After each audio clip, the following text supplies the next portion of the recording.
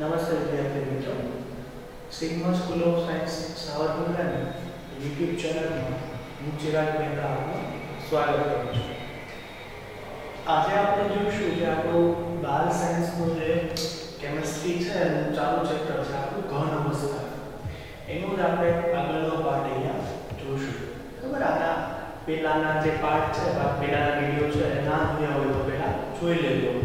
એમાં આપણે ચર્ચા કરી હતી ઘન વિશે, ઘનના જે પાર્ટ પડે છે, બરાબર, સ્ફટિક અને અસ્ફટિક વિશે, અને બીજા જે સ્ફટિકમય માટે બીજા અંદર પાર્ટ પડે છે એના વિશે આપણે જોઈ ગયા. આજે જે આપણે ટોપિક જોવાનો છે અમુક મહત્વની ટર્મ્સ છે, બરાબર, કે આ એવી ટર્મ્સ છે, સ્ફટિક લેટિસ છે, એકમ કોષ છે, આ એવા મુદ્દાઓ છે કે આ જ મુદ્દાઓ ઉપર તમારું આખું ચેપ્ટર આગળનું છે આધારિત છે. જો તમને આટલું ક્લિયર છે, આ સમજાઈ ગયું છે, તો આગળના ચેપ્ટરમાં કશું જ પ્રોબ્લેમ આવશે નહીં, બધું સમજાઈ જશે. કારણ કે મહત્વનો બેઝ છે કે અહીંયાથી ચાલુ થાય છે, મહત્વની ટર્મ્સ છે.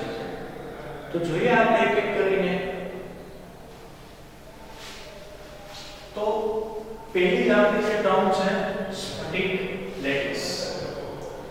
તો મિત્રો આપણે જોયું કે ઘન છે એને આપણે 3D માં જોવાનું છે, બરાબર, થર્ડ ડાયમેન્શન કેવું ત્રિપરિમાણીય ગોઠવણી. તો એમાં આપણે ઘનને સમજવાનું છે. એના માટે સૌપ્રથમ આપણે સમજશું કે સ્ફટિક લેટિસ આ શબ્દ શું કહેવા માંગે છે, આ શબ્દનો અર્થ શું થાય છે, બરાબર. કારણ કે હવે પછી આગળ આપણે બધા શબ્દો યુઝ કરશું બધે, આખી વ્યાખ્યાઓ ક્યાંય આવશે નહીં. તો અહીંયા પ્રથમ આપણે જોઈએ કે શું કહેવા માંગે છે. સ્ફટિક લેટિસ એટલે શું? મિત્રો ભાઈ, અવકાશમાં ઘટક કણોની નિયમિત ત્રિપરિમાણીય જે ગોઠવણી હોય એને શું કહેવાય? સ્ફટિક લેટિસ. બરાબર, અવકાશમાં, બરાબર, જે આપણો અવકાશમાં ઘટક કણોની નિયમિત ત્રિપરિમાણીય ગોઠવણી, આ તો શબ્દ યાદ રાખજો. ગોઠવણી તો ખરી ઘટક કણોની, પણ કેવી? ત્રિપરિમાણીય, અને ખાસ કેવી? નિયમિત.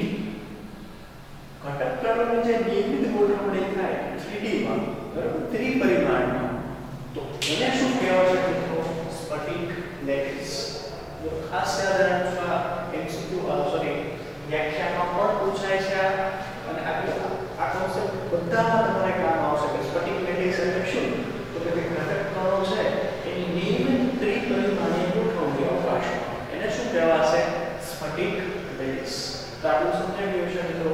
તો આગળની ટર્મ જોઈએ તો બહુ મહત્વની કે આખા ચેપ્ટરમાં જેનો યુઝ થશે તમારે એ છે એકમ કોષ. એકમ કોષ વિશે મિત્રો બહુ સહેલી વ્યાખ્યા છે એની, બહુ સહેલી રીતે સમજી શકીએ આપણે કે પદાર્થમાં અણુ, પરમાણુ કે આયન, એમ તો ત્રણ વાર શું કામ લીધી કે અણુ, પરમાણુ અને આયન? તો કે અણુ, પરમાણુ અને આયન શું હોઈ શકે? તો કે આ બધા ઘટક કણો હોઈ શકે. ત્યાં કીધું ને કે અણુ, પરમાણુ કે આયન, આ શું છે? તો કે ઘટક કણો. ઘટક કણોના પ્રકાર છે. આ ઘટક કણો કોઈ પણ હોઈ શકે. ઘટક કણ અણુ હોઈ શકે, ઘટક કણ પરમાણુ હોઈ શકે, ઘટક કણ આયન હોઈ શકે. અને પહેલાના વિડિયોમાં આપણે જોયું કે ઘટક કણ અલગ અલગ હોય તેના આધારે આપણે એના પાર્ટ કરતા, ક્લાસિફાઈડ કરતા, બરાબર. તો પદાર્થમાં અણુ, પરમાણુ કે આયનોની નિયમિત ગોઠવણી, આ તો બસ ખાસ યાદ રાખજો, કાવડ મુદ્દે આવશે તમારે નિયમિત ગોઠવણી, બરાબર. ઘનની રચનામાં મહત્વનું છે કે નિયમિત ગોઠવણી ધરાવતો નાનામાં નાનો ભાગ કે જેનું ત્રિપરિમાણમાં પુનરાવર્તન કરતા પદાર્થનો સ્ફટિક રચાય છે તેને એકમ કોષ કહે છે. એક નાનામાં નાનો એવો ભાગ કે જેની ત્રિપરિમાણમાં તમે નિયમિત ગોઠવણી કરો, એટલે એક ઉપર એક, એના ઉપર એક, એના બાજુમાં એક, એના ઉપર એક, 3D માં તમે નિયમિત રીતે સરખી રીતે તમે એની ગોઠવણી કરો, એક પછી એક મૂકતા જાઓ અને એક ચોક્કસ આકાર રચાય, એક સ્ફટિક રચાય, તો એને જે સ્ફટિક કોષ શું કહેવાય? એકમ કોષ. એક નાનામાં નાનો ભાગ, આખું સ્ફટિક છે એનો નાનામાં નાનો ભાગ, કે એવા નાના ભાગ, અસંખ્ય નાના ભાગ થઈ ભેગા મળી અને એક સ્ફટિક રચાયો છે. તો જે નાનામાં નાનો ભાગ છે જેની નિયમિત ગોઠવણી તમે કરી અને તમને આ સ્ફટિક બનાવી, જે નાનામાં નાના ભાગને શું કહેવાશે? તો એ સ્ફટિકનો એકમ કોષ એટલે કહેવાશે. આ મિત્રો વ્યાખ્યા તમને એક માર્કમાં પણ પૂછશે કે એકમ કોષ એટલે શું, સમજાવો તમે. હવે આપણે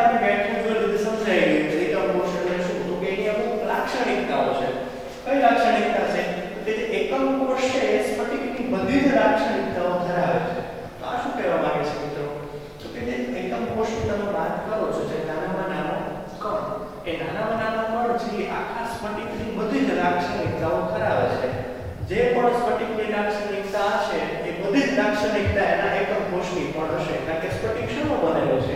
એકમ કોષોનો. તો આખા સ્ફટિકની જે લાક્ષણિકતા હશે એ એકમ કોષની પણ લાક્ષણિકતા હશે જ ને, બરાબર? તો આ તમે કહી શકો કે કોઈ એકમ કોષ છે એ સ્ફટિકની બધી જ લાક્ષણિકતાઓ ધરાવે છે અને સ્ફટિકનો આકાર કોણ દર્શાવે છે, બરાબર? એકમ કોષના આકાર પરથી તમે સ્ફટિકનો આકાર નક્કી અથવા તો કરી શકો તમે, કારણ કે એકથી વધારે એકમ કોષો ભેગા થઈને સ્ફટિક બને છે.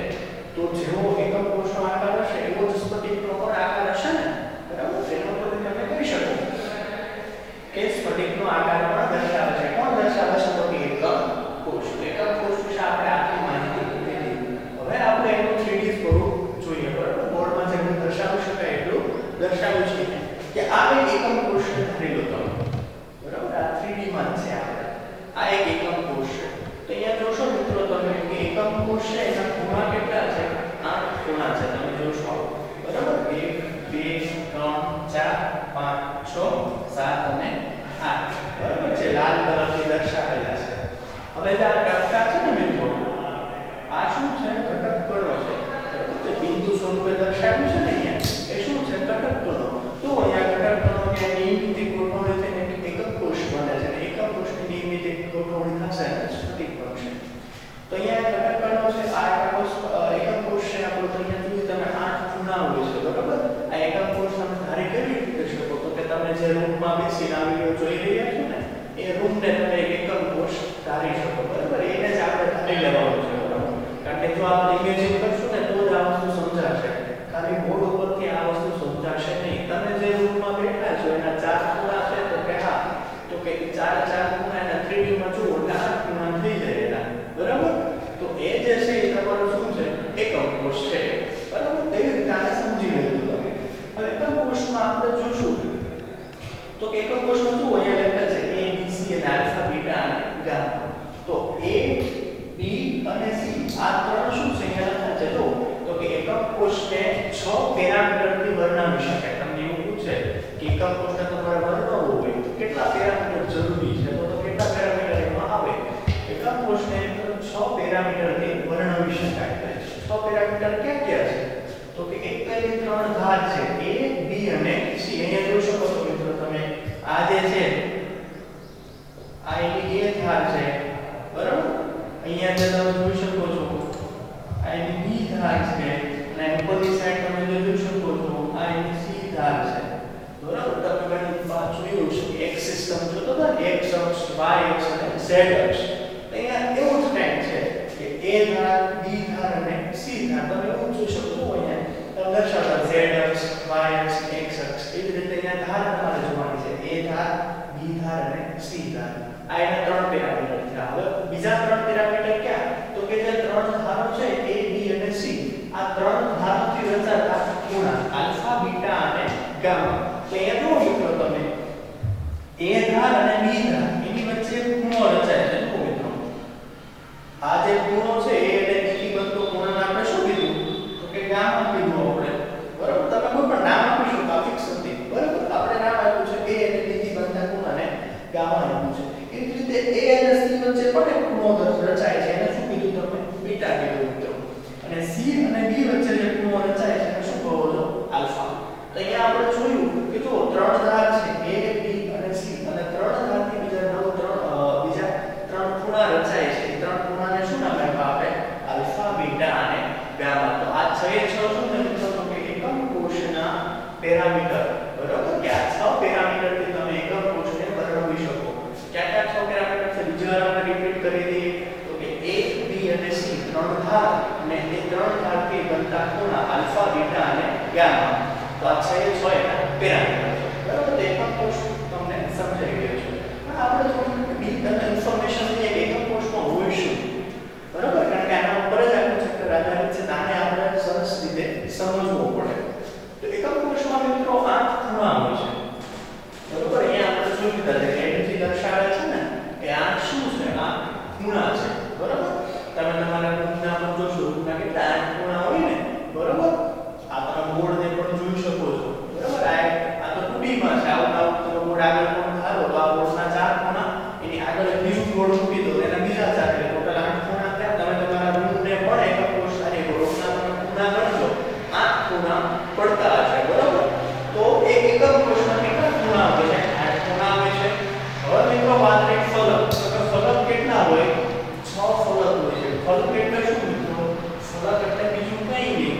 જે બાર અહીંયા જોવો છો ને આને શું કહેવાય ઉપરનું એક ફલક કહેવાય અને નીચેનું એક ફલક કહેવાય તમારે જે ગ્રુપમાં દીવાલો કહીએ ને તમે જે રૂમમાં બેઠા છો એની દીવાલો જોવો તમે તો કે આજુબાજુ આપણી ચાર દીવાલ છે તો ચારે ચાર ફલક તો થયા જ છે પણ એક આપણે નીચેની તરફ એક છે અને ઉપરની તરફ છત છે તો ટોટલ કેટલી થઈ 6 દીવાલો થઈ ને ચાર આજુબાજુની એક ઉપરની અને એક નીચેની આ છે દીવાલ છે ચાર દીવાલ શું છે ફલક છે મિત્રો બરાબર તો એક એકમ કોષનો ફલક કેટલા હશે 6 ફલક હશે હવે આપણે જોઈએ આગળ ધાર મિત્રો તો ધાર કેટલી હશે 12 ધાર હશે તમે જોશો મિત્રો કે જ્યાં બે ફલક ભેગા થાય ને એને આપણે ધાર કહેવાય બરાબર તો જ્યાં બે ફલક બે દીવાલ ભેગી થતી હોય ત્યાં જોયું છે આમ ઊભી ધાર કે આડી ધાર રચાય આખા રૂમમાં તમે એ રીતે ગણશો ને તો 12 ધાર થશે મિત્રો બરાબર તો એક એકમ કોષમાં ધાર કેટલી હોય તો કે 12 ધાર હોય આ મિત્રો યાદ રાખી લેજો સમજી લેજો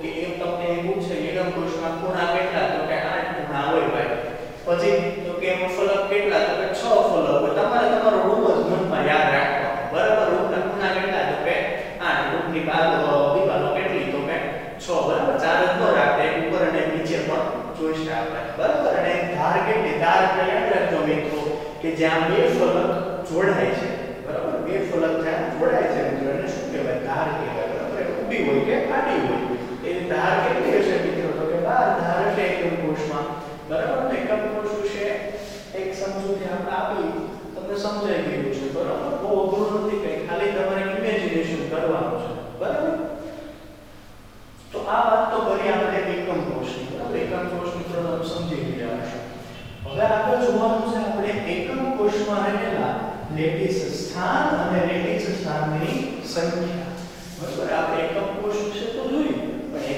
એકમ કોષ છે એમાં રહેલા લેટિસ સ્થાન કેટલા છે અને લેટિસ સ્થાનની સંખ્યા કેટલી છે એ પણ આપણે ગણતરી કરવી પડે ને તો ગણતરી એકદમ સહેલી છે મિત્રો ખાલી તમારે ઇમેજિનેશન મનમાં રાખવાનું છે તમારે તમારો રૂમ મનમાં રાખવાનું છે બરાબર તો અહીંયા જોશો આપણે કઈ વસ્તુ આવે તો કે કોષમાં આપણે જોયું કે એકમ કોષમાં ખૂણા આવે ફલક કેન્દ્ર આવે અંતઃ કેન્દ્ર તો અંતઃ કેન્દ્ર એટલે શું થાય તો કે જે એકમ કોષ છે એની વચ્ચે રહેલું કેન્દ્ર બરાબર અહીંયા વચ્ચે એક આપણે પોઈન્ટ બનાવી દઈએ તો આને શું કહેવાય એનું અંતઃ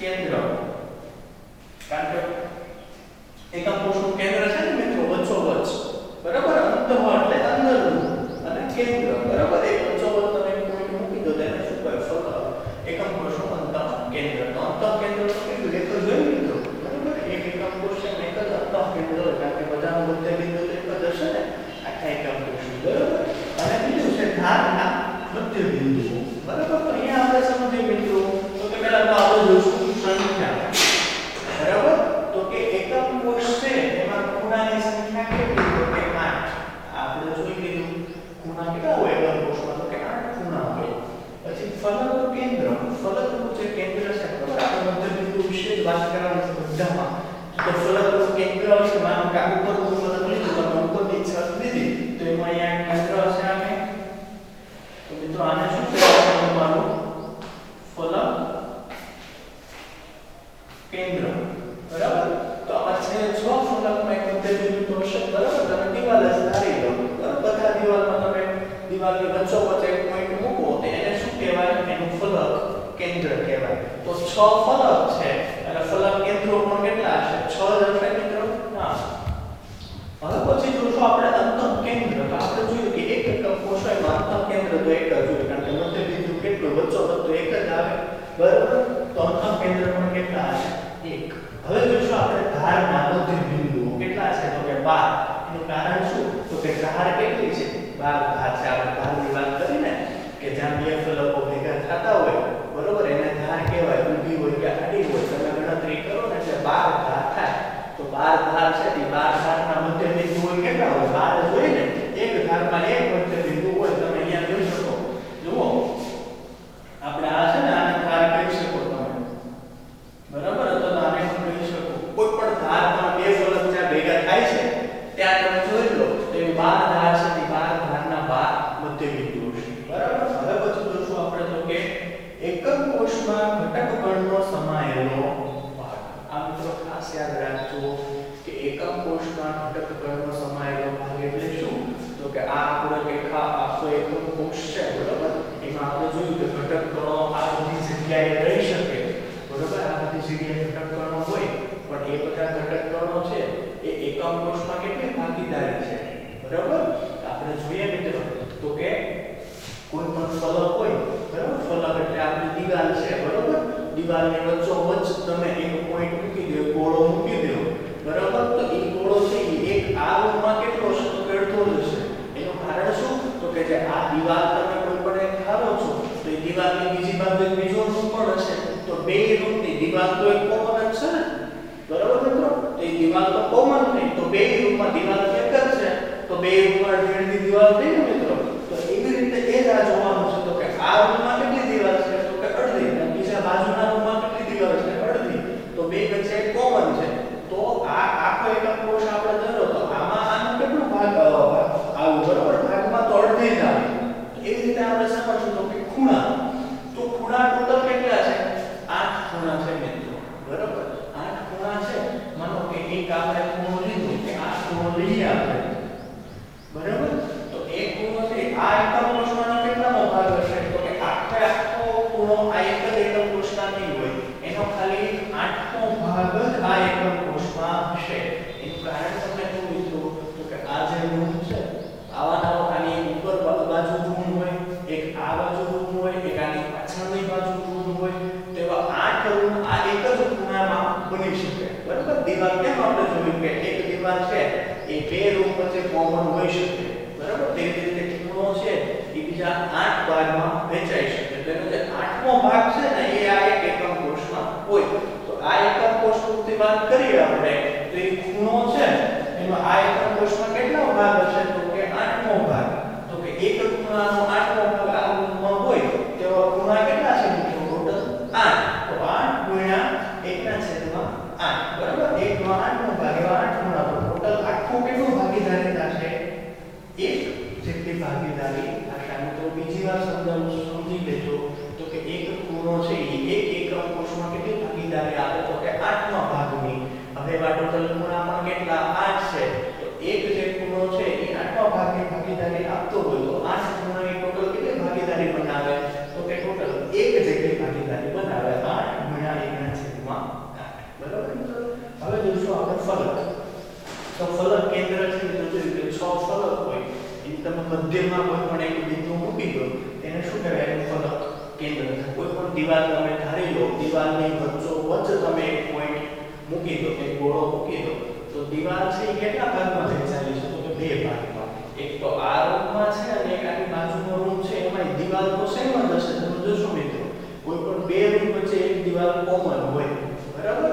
તેનો મતલબ એવો તમે 3D માં ધારી શકો ને કે અડધી દીવાલ આ રૂમમાં છે, અડધી દીવાલ પેલી રૂમમાં છે, બરાબર? તેનું જે કેન્દ્ર છે અડધું કેન્દ્ર આ બાજુ છે, અડધું કેન્દ્ર બીજી બાજુ છે. તો એવા ટોટલ 6 ફલક કેન્દ્રો છે. તો એક જે ફલક કેન્દ્ર છે એનો અડધો ભાગ એક એકમ કોષમાં હોય. તો એવા ટોટલ કેન્દ્રો કેટલા? તો કે 6. તો કે 6 ગુણ્યા 1/2, અડધો, બરાબર? કારણ કે એકની ભાગીદારી કેટલી છે? અડધી. તો એવા ટોટલ કેટલા છે? 6. તો ટોટલ ભાગીદારી કેટલી થશે મિત્રો? એની 3 ભાગીદારી થશે, બરાબર? આ તમે ઇમેજિનેશન કરશો તો તમને વધારે સારી રીતે સમજાશે. હવે જોશો મિત્રો અંતઃ કેન્દ્રની ભાગીદારી કેટલી? એક એકમ કોષમાં. અંતઃ કેન્દ્ર ક્યાં હોય મિત્રો?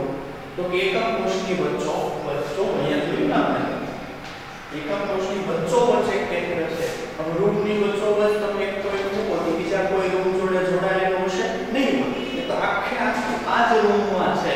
તો આ એકમ કોષમાં એની ભાગીદારી કેટલી? તો કે આખી, કારણ કે એ તો આખે આખું આ જ રૂમમાં છે, આ જ એકમ કોષમાં છે. તો જે અંતઃ કેન્દ્ર હોય છે એ સંપૂર્ણ રીતે એક એકમ કોષની અંદર જ રહેલું હોય છે. તો એક જ અંતઃ કેન્દ્ર હોય અને આખે આખું એકમ કોષમાં રહેલું હોય તેની ભાગીદારી પણ કેટલી થાય? 1 જેટલી થાય મિત્રો. હવે જોઈશું આપણે ધારના મધ્ય બિંદુ. તો મિત્રો જોયું આપણે કે ધાર કેટલી? તો કે 12. હવે એક ધાર છે એનો કેટલામો ભાગ આનું હોય? તો કે ચોથો ભાગ. તમે જોશો મિત્રો કે જે આડી ધાર હોય ને આપણે જ્યાં બે ફલક બે દિવાલો ભેગી થતી હોય એ એક જ એક ધાર ઉપર બીજા 4 રૂમ બની શકે.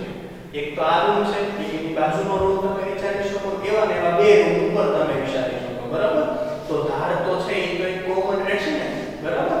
આ જોઈ શકો તમે, આ જે ખૂણા છે, બરાબર? આ બોર્ડને તમે ધારી લો તો કે એક આ ખૂણો અને એક આ ખૂણો, અને વચ્ચે પટ્ટી છે એ તમે ધાર એક ધારી શકો, બરાબર? તો ધાર કોમન કેટલા મળશે? તો અહીંયા તો છે, હવે આની પાછળ તમે આવું બોર્ડ મૂકો તો એમાં ધાર તો આ સેમ જ રહેવાની છે, એવા બે આની ઉપર બોર્ડ તમે મૂકો તો એ ચારે ચારમાં આ ધાર તો કોમન થઈ ને, બરાબર? સરખી છે, ચારે ચાર એક જ ધાર છે, તો એક એકમ કોષની કેટલી ભાગીદારી હશે? તો કે ચોથા ભાગની હશે મિત્રો, બરાબર?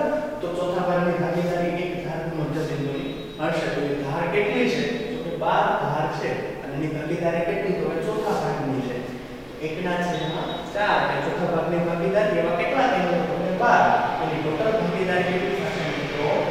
3 થશે, બરાબર? આ ખાસ અગત્યનું છે. જો આટલું તમે સમજી જાવ છો તો આગળના એક પણ ટોપિકમાં તમને પ્રોબ્લેમ થશે નહીં, કારણ કે આખું ચેપ્ટર કેવું છે? ઇમેજિનેશન ઉપર છે, બરાબર? 3D માં છે.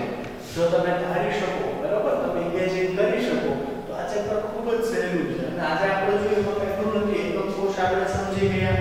એકમ કોષના જે પેરામીટર છે 6 પેરામીટર A B C ત્રણ જે એની છે ધાર છે, અને આલ્ફા બીટા અને ગામા એના ખૂણા છે, એનાથી બનતા ખૂણા છે, બરાબર? તો એ 6 પેરામીટર આપણે જોઈ લીધા. પછી એમાં કેટલી ધાર હોય, કેટલા ખૂણા હોય, કેટલા ફલક કેન્દ્ર હોય, કેટલા અંતઃ કેન્દ્ર હોય, આ બધું આપણે જોઈ લીધું અને સમજી લીધું, બરાબર? એકમ કોષનો તમારે એ જ યાદ રાખવું, એકમ કોષની વાત આવે એટલે તમારે તમારો રૂમ તમારા મગજમાં એક એની ઇમેજ બનાવી રાખવાની કે આપણા રૂમની જ વાત છે, એટલે તમને એકમ કોષ બહુ સરળતાથી સમજાઈ શકે, તમે ઇમેજિન કરી શકશો. તો મિત્રો આજે આપણે શું જોયું? તો એક તો જોયું કે સ્ફટિકલેટિક્સ, બીજું જોયું એકમ કોષ, બરાબર? એકમ કોષની જે ગોઠવણી છે, અંતઃ કેન્દ્ર, ફલક કેન્દ્ર, બરાબર? ધારના મધ્યબિંદુઓ, બરાબર? ખૂણાઓ જોયા આપણે, એના પેરામીટર જોયા, બરાબર? એની એકમ કોષમાં ઘટક 3 જેટલી સંખ્યા છે, બરાબર? એકમ કોષમાં રહેલી સ્થાન અને રહેલી સ્થાનની સંખ્યા, એની ભાગીદારી આપણે કઈ રીતે થાય છે જોયું. તો આશા કરું છું મિત્રો તમને સમજાઈ ગયું હશે. તો અહીંયાથી જ્યારે દૂર જાઓ ત્યારે આખા જે બોર્ડનો છે તમે વિડિયો પુશ કરી અને સ્ક્રીનશોટ લઈ લેજો, જેથી તમને આગળ નોટ્સ બનાવવામાં પણ સરળતા રહે. અને ખાસ